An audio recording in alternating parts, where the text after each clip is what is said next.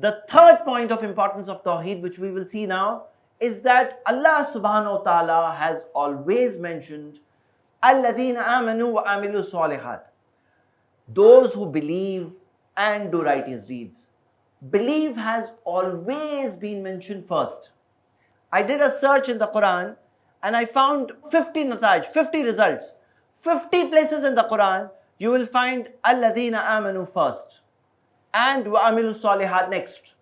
I'll give you an example. For example, we read the verse in the Quran, Surah Baqarah, Surah 2, verse 158. Inna Safa wal Marwata min sha'airillah. Indeed, Safa and Marwa are from the signs of Allah. Because Allah has mentioned Safa first.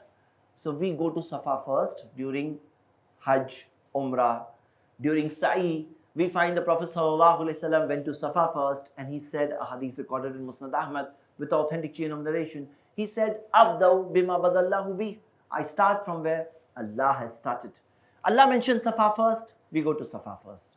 Similarly, Allah has mentioned Alladhina amanu first.